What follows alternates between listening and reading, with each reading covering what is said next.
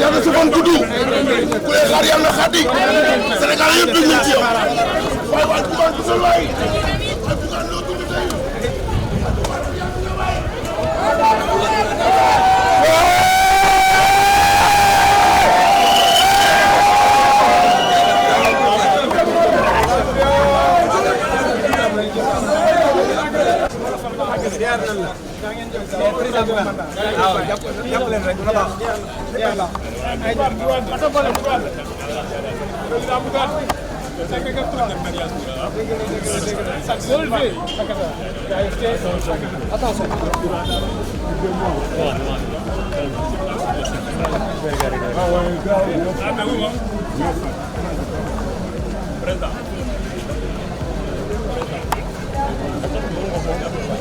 waaw maa ngi koy ñaanal.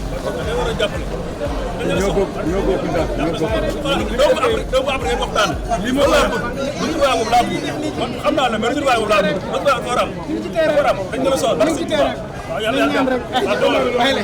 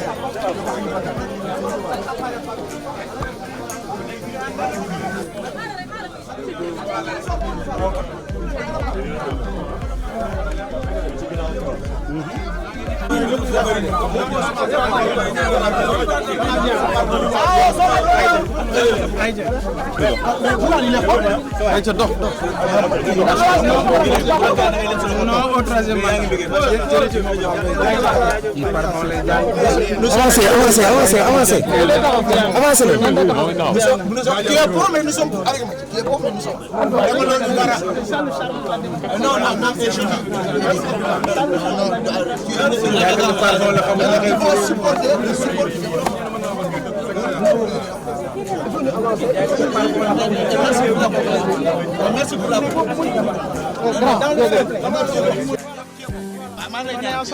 jërëjëf.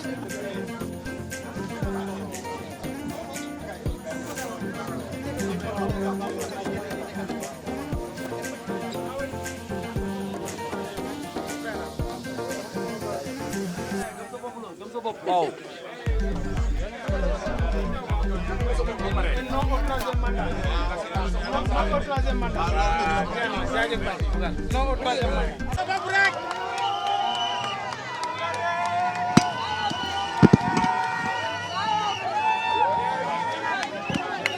ñoo far. conseiller municipal la fii Mame Coumba Diop vraiment ñëw na pour ànd ak ñun xam nga plateau dafa am une particularité bi yoon toute l'opposition dañu ànd jàpp def benn bloc voilà donc daal vraiment voilà donc tey ki fi nekk mooy tête de liste su Benno Bokk Yaakaar te moom dafa yaakaar ne kenn mënu ko gagner moo tax ñun dañuy def benn cause commune àndandoo ñun ñëpp pour battre ko fii ñu bëgg yéen tam ngeen jàpp si yow xam nañu sa approche au niveau des commerçants ak sa doole ci biir plateau bëgg nañ à travers tournée bi ngay def nii nga lancer ñu message boobu pour ñëpp ñuy voter plateau vraiment ñu mën a taxaw ñu xàccandoo dóorandoo jërëjëf. C'est ce qu'on va faire et on va le faire ensemble. On va sensibiliser pour nit ñi xam unité bi ngeen def au niveau du plateau.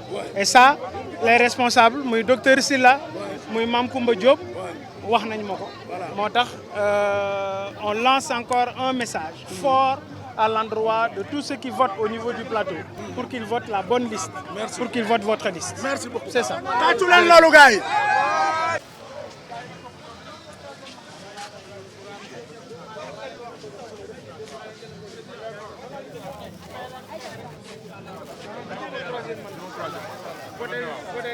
def naa fi 58 ans. 58 ans. ca jamonoy Senghor maa yor micro central Aji Ndoumbé Ndiaye Abdou Diouf ñëw maa yor micro central Aram Diène maa daa wax ku ngeen àndal nu ne Lamine Diack ku ngeen àndal Aram Diène du ndaaroo ci ko tëgg waaye nag damay mag ci élection yi fi amoon ñëwoon nga fi ma wax ci ak lépp Mansour Mbaye suñu ñaar ndey bokk ndey ak baay waaye na ngeen dolli góorgóorlu waaye nag ñii ngeen di dox nit ñi sonn ci yéen su leen yàlla dimbale ba ngeen am ndam bu leen nëbbati kenn dañuy sonn ci yéen te saa yu ngeen faloo fii may wax ak yow fii ma toog ba ma nee yow la dama ne du ma dem mukk ci ñëwoo moo tax bi nga xale bi joxee ko ma ne kontaan naa trop na ngeen góorgóorlu. bu leen ñu fàtte ci ñaan. bu leen ñu fàtte ci ñaan. yow de dama la duma loolu tam muy wax nañ di ñaan naka tum neen wax ndey bu leen ñu fàtte ci ñaan. ci kaw ci kanam day baax incha allah on est ensemble ndam rek ndam rek. bokk ci mais du doy comme du doy nag. mais nag te ba léegi dañoo yéenay bañ ñu leen di fooye nag. non non ñun fi ñu toll nii wax nga dëgg mais fooy c'est-à-dire fooy bi aussi tamit wax loo deful la waaw ñun liñ mën mooy porteur de voix yi ñu leen di jege ñu ñuy jàppale waaw.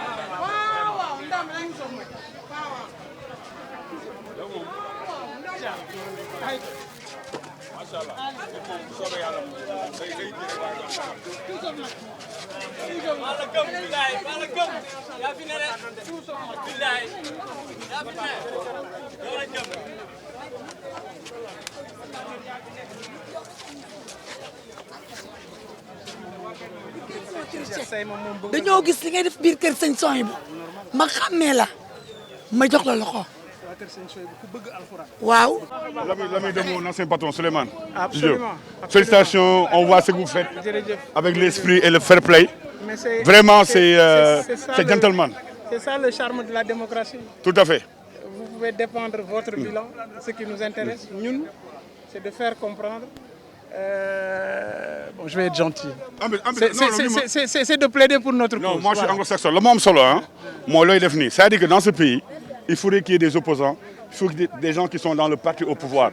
Nous, comme Sénégal, sur le que chacun mène ce combat comme il faut de manière convenable. Mais le plus bon, moi, l'intelligence s'est rabaissée pour être la servante de la médiocrité. Bonne chance. Bonne chance. Bonne chance. Dans un mois. Président, dans combien de mois? Dans un mois. Rendez-vous au palais. Dans un mois ou le temps des élections, quoi. Le temps des élections législatives. Non au troisième mandat. Non au troisième mandat. Non au troisième mandat. Non au troisième mandat. Non au troisième mandat. te li ñuy wax dafa nekk suñu xol yi barke Rasulullah yi non et troisième mandat. Non et troisième mandat. Non et troisième mandat. Non et troisième mandat. kan non président kii li muy def ñun Sénégalais yi xamuñ ko sax kii day dimbale jaam ñi te yàlla tax barke Rasulullah non président non troisième mandat waaw non et troisième mandat. xaar bu nu sañoon ci xol bu sel ak xel mu rafet nga dem région Ndour Yewwi Askan Wi ñu ngi lay xaar foofu ndax soxla nañ sa xalaat soxla nañ sa doole. yéen ñiy tànn. ngay déglu bu baax li may wax. il faut ñu dans ce pays. il faut ñu combattre l'espèce politique. les politiciens. il faut yéen ci seen bopp yéen ñuy fal. ngeen bokk ci ñi leen di combattre.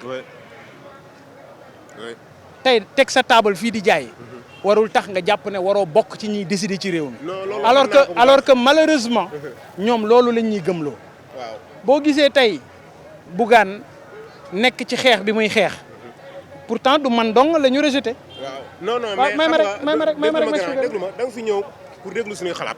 nga dem ak moom kon su ma sañoon tamit nga déglu ma yow du yow dong la ñu rejeté mais ñin rejeté man gëm naa ne yow yaay ki ci ëpp puissance actuellement te li ko waral mooy. dañoo jàpp ne peut-être da ngaa néew doole ndaxte defuñu la ko tey dong am na lu passé 2019 dañ laa recalé woon ci problème parrainage am na ay boy yu jàll yoo xam ne yaa leen njëkk ci politique ëpp leen base ci réew mi ëpp leen doole ci réew mi te dañ leen a validé pourquoi mënuñu laa validé mooy dañoo jàpp ne yow peut-être da nga néew doole gisuñu loolu sax ñun parce que gis nañ li ngay def ci dëkk bi deuxièmement ñi ngi tëj say kon wax naa ko sànq te loolu du yoon tey boo nekkoon fi nga war a nekk ànd ak mbooloo mi ànd ak doole ji wallahi azim ñun ñooy état te ñun ñoo yor doole réew mi kon duñ la mën a dara te ñu ngi lay xaar foofu suñu sañan dama bëgg nga déglu ma man it ma wax la sama xalaat. bismillah.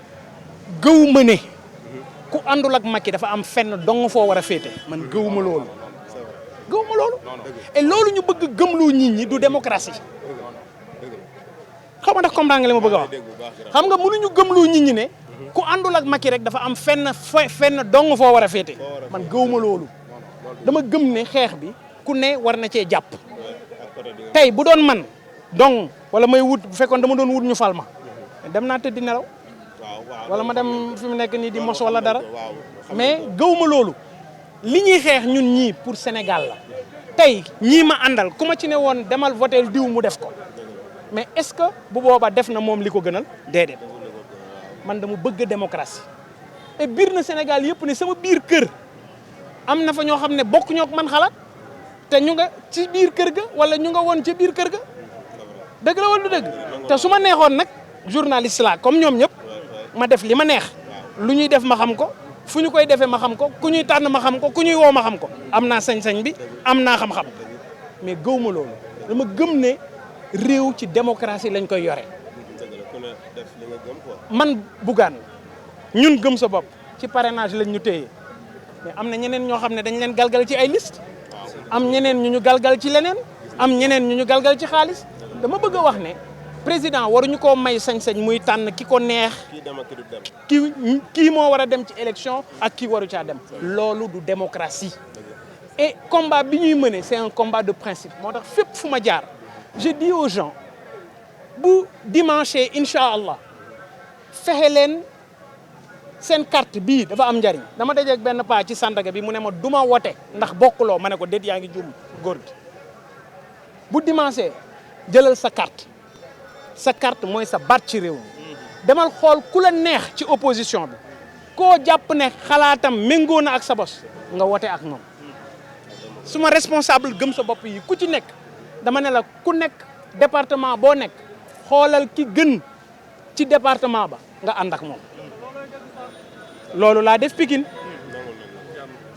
Sicap Mbao loolu lañ def Parcelles fii waa gëm sa bopp yi ñu nekk fii Parcelles fi nekk Plateau mais ñoom ñëpp liste wàllu bi nekk fii la ñu àndal boo demee Touba Cheikh Abdou Bara gëm sa bopp ñi nekk foofu ñëpp moom la ñu àndal am na ñeneen nag ñoo xam ne du ñàkk ñu ànd ak ñeneen mais ñun ci li ëpp ñoom la ñu àndal donc loolu mooy démocratie am na foo xam ne ña fa nekk suñu ay responsable la ñu aar la ñu àndal ñii buntu bi la ñu àndal mais parce que bu ma leen waxoon ne leen tënk leen ne leen def leen lii danañ ko def mais bu boobaa du leen neex bul fàtte ne da nga ko fàttali léegi ci présidentielle ne daloon nañu kon bii nag ñu bokk ceeg ñu ñàkk ci bokk Sénégal moo ñu ñor et loolu la ñuy xeexal Macky Sall il faut mu yërëm réew mi bu yërëmul réew mi ñu imposer ko mu yërëm réew mi te loolu ni ñu koy defee mooy fexe opposition am majorité à l'Assemblée nationale il faut pas que nit ñi gis ne bu majorité opposition bi amee majorité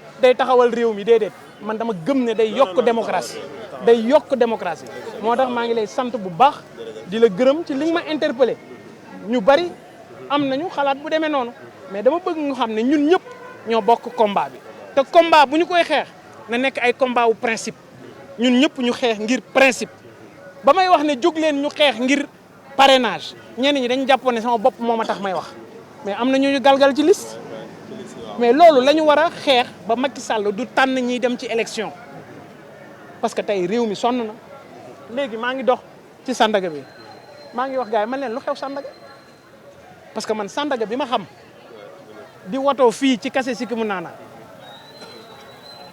boobaak léegi mu mat presque 20 ans wala 22 ans ma fi watoo ba fi may wax ak yow chaque jour bu ma soxlaa watu fii laay ñëw ma ñëw xool gis Sandaga mu mel ni dëju cekkeen wala dëju njaween xam nga ñooñ seen dëj du bëri solo ah mais nga xam ne réew mi dañoo sonn les gens sont fatigués hein alors il faut ñu yërëm leen et ça ñun ñëpp dañ ci am part de responsabilité je te remercie merci mon grand jërëjëf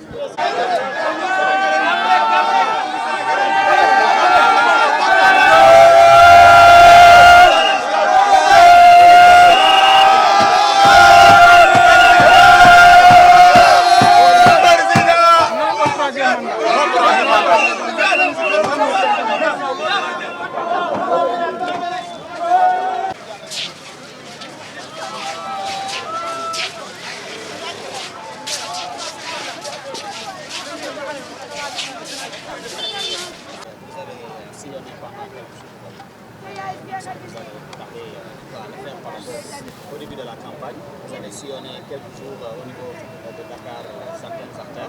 Vous avez rencontré des jeunes, vous avez rencontré des femmes, des adultes, etc. Aujourd'hui, l'état d'esprit de ces gens que vous avez rencontrés, qu'est-ce que vous pouvez faire pour, par exemple, la radio se comprenne de cet état d'esprit?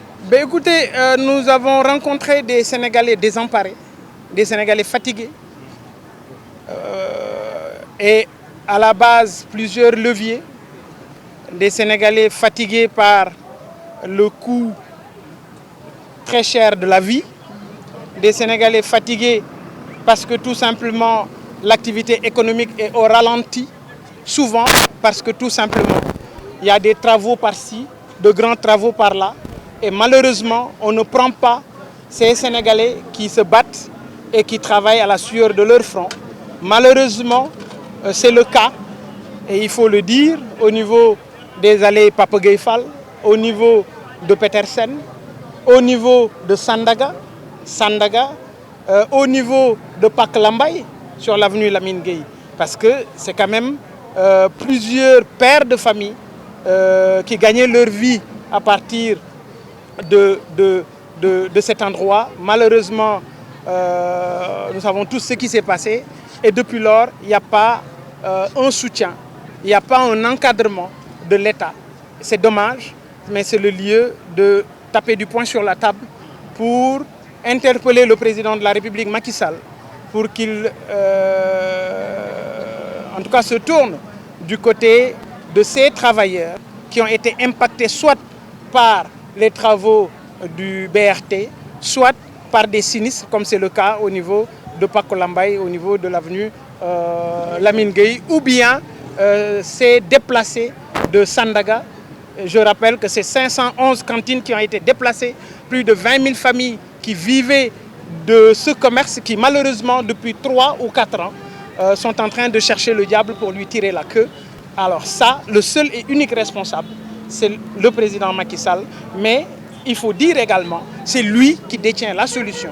Donc nous l'interpellons pour lui demander d'avoir une oreille attentive et de trouver des solutions rapides pour régler les problèmes de ces Sénégalais qui sont depuis des années dans le désarroi. Que répondez-vous justement à l'une d'eux, maire justement de cette localité de Télis, qui dit qu'il ne comprend pas pourquoi vous battez tant? Ben, il ne peut pas le comprendre. Il ne peut pas le comprendre. C'est normal. Moi, ce qui m'intéresse, je me focalise sur la défaite de Benno Bokk Yakaar. C'est vrai, c'est un acteur, mais je suis certain, à partir de ce qu'il a vu depuis le début de la campagne, il est conscient de sa défaite. Donc, c'est normal, il a raison. J'aurais pu rester dans mon coin, parce qu'il se pose la question de savoir qu'est-ce que je vais dire. Oui, parce que les Dakarois ne veulent plus de Benno, les Sénégalais ne veulent plus de Macky Sall. Mais nous sommes obligés de descendre sur le terrain pour qu'il y ait une victoire absolue, une victoire écrasante, une victoire qui ne fera pas l'ombre de doute. Donc, c'est important qu'il se pose ces questions. Je lui donne rendez-vous au soir du 31 juillet, Inch'Allah. Il saura l'implication et le poids de Gëm Sa Bopp dans cette campagne électorale. Une toute dernière question, Président. Aujourd'hui, en français, une toute dernière question. Aujourd'hui, vous avez, comme je l'ai souligné tout à l'heure, vous avez eu à mener beaucoup d'activités à Dakar dans le cadre donc, de ces législatives-là. Aujourd'hui, est-ce que vous avez c'est-à-dire le sentiment que vous pouvez éprouver quand vous entendez, par exemple, les gens avoir vraiment l'espoir d'un Bougane, par exemple, dans des envergures présidentialistes, en quelque sorte, avoir l'espoir donc, de voir un jour Bougane président de la République? Vous savez, j'ai fait le tour de beaucoup de localités dans ce pays. C'est un sentiment de dépit, un sentiment de regret. Parce que Gëm Sa Bopp, c'est important de le rappeler, ce n'est pas un parti politique, c'est un mouvement citoyen.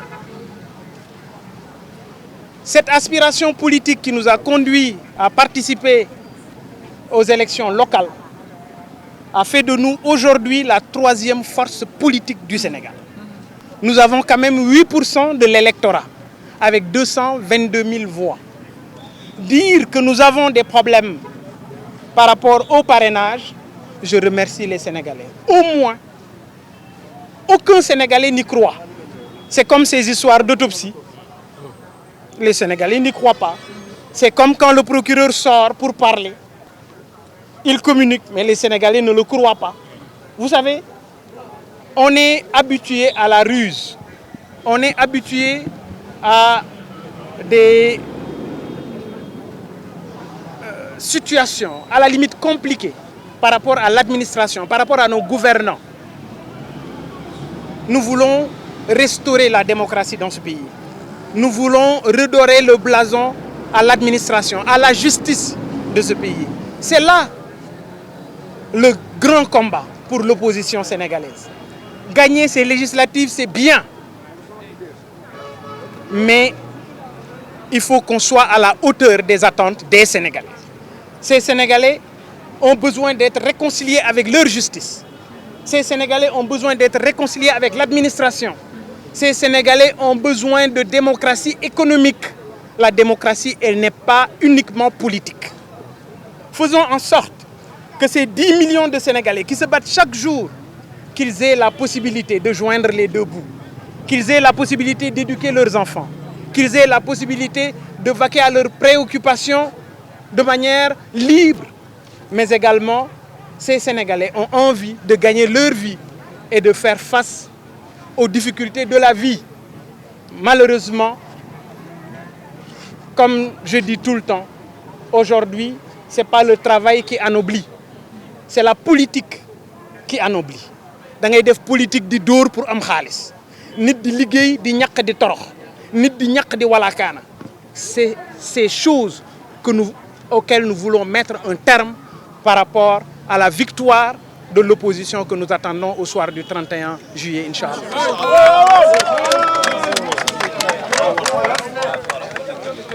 Alors, maa ngi leen di sant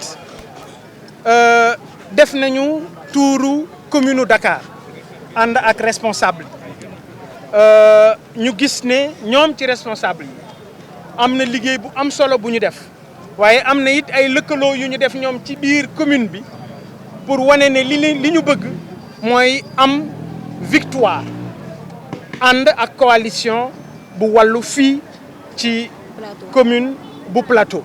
Mais loolu day wane rek ne warul yam rek ci Plateau dañu war a fexe comme li may wax département bu nekk bépp responsable gëm sa bopp bu fa nekk nga xool liste bi gën bi méngoog say xalaat nga ànd ak moom dooleel ko ci opposition bi pour ñu am ndam ngir Benno Bokk Yaakaar ñàkk élection yu dimanche yi ngir Macky Sall am une défaite psychologique. Parce que actuellement on a 29 députés de l'opposition à l'Assemblée nationale bu ñu amee 80 wala ñu am 90 wala ñu am 85 alors là Macky Sall troisième mandat bi mu doon xaar dootul nekk ci xelam li am solo nag mooy nit ñi dañ leen war a xeexal ñun gëm sa bopp bokkuñu ci élection dëgg la bokkuñu ci waaye Sénégal moo ñu ñor la ñu doon yóotu du pour ñun ñu fal ñu mais pour taxawal Sénégal la moo tax ñu éliminer ñu waaye ñu takk suñu ndigg ñun ñëpp gis ngeen leen wàcc di dox li ñu dox ëpp na 10 kilomètres bi ñu commencé ak léegi bi ñu njëkkee biir Dakar dox nañu 20 kilomètres dem ci nit ñi saafonteeg ñoom serré leen la main wax ak ñoom ne leen non au troisième mandat tout pour la défaite de Benno Bokk Yaakaar et ci loolu la ñu nekk. gis nañu nag ay sénégalais yu sonn gis ay liggéeykat parce que Ndakaaru kenn dëkku fi ñi fi ñëw ñëpp dañuy daan si seen doole ñu ci bari ñu xañ leen liggéey ñu ci bari ñu xañ leen la ñu doon dundale seen njaboot nga jaar ale Papa Gueye Fall liggéeyu BRT am na njariñ certes waaye ña fa doon liggéey waroon nañ leen xalaat nga dem Pàcc Lambaye avenue Lamine Gueye ay junni nit doon fa liggéey yor fa seen njaboot lakk ga fa jaaroon tax na tey jii fàtte nañu leen waaye ana waa Sandaga téeméeri cantine ak juróomi téeméeri cantine ak fukk ak benn lañ fa déplacé 20 000 familles wala lu ko ëpp daanaka doon ci dund 20 000 nit doon ci dund tey jii ñoom ñi doon faj soxla tey dañuy tàllal loxo ñu ne Macky Sall ñu ngi lay ñaan parce que dañ koy ñaan c'est important ñun mën nañu am yéene mais Macky Sall moom la ñu fal moom moo war a faj soxlay sénégalais yi ñu koy ñaan lillahi wa rasulihi Macky Sall yërëmal ñun ñi ñu dajal yërëmal ñi ñu waxtaanal ngir seenuk nekkin ngir seen njaboot bañ a jaaxle ci loolu nag damay wax ne bu la nit yëgul yaay yëg sa bopp màggatum lëndëm ku ko dajul day daj boppam nañu fexe ba dimanche ñu dem voté ji dama dajeeg benn paas Sandaga mu ne ma Bougane man yow laa waroon votel mais comme bokkuloo du ma votel kenn ma ne ko juum nga père bu dimanche jëlal sa carte xoolal ki la gënal ci opposition bi boo demee nga votel ko yéene bi mooy nërmeel Benno Bokk Yaakaar yéene bi mooy daaneel Macky Sall ak ñi mu àndal et sénégalais yi ma dox waxtaan ak ñoom gisee ak ñoom sénégalais yooyu pare nañu pour la défaite de Benno Bokk Yaakaar ñun nag yamuñu ci dañu def 10 points fukki poñ bind ko ci wolofal bind ko aussi ci français pour que nit ñi xam ñun jóguñu pour xarab rek waaye bu ñuy xarab dafay am fu wéer fu ñu ko teg lu wéer loolu nag kenn ku nekk ci sénégalais yi ku ko ci jàng di nga xam ne Macky Sall du ki ñu war a votel pour mu gagner assemblée nationale.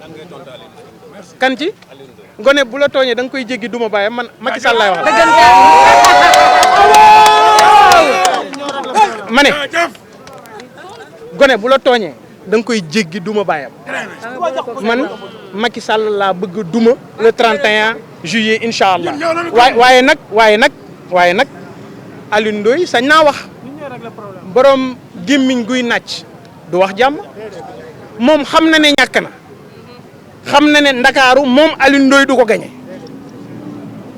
moom Macky Sall ñi mu dem ronk ji cadavre politique yi mu jël recycler leen waa Ndakaaru danañ ko wan ne ko transhumance jeex na ci Sénégal kenn ku nekk jàppe na transhumance yëfi jaam et danañ ko wan ne ko nañu ko defoon ci Idrissa Seck ca Thiès danañ ko wanaat fii wan nañ ko ca Parcelles danañ ko wanaat fii ci département bu Ndakaaru ñi mu fi jël ñëpp duñ ko jëriñ dara parce que au soir du 31 incha allah l'opposition aura une victoire absolue.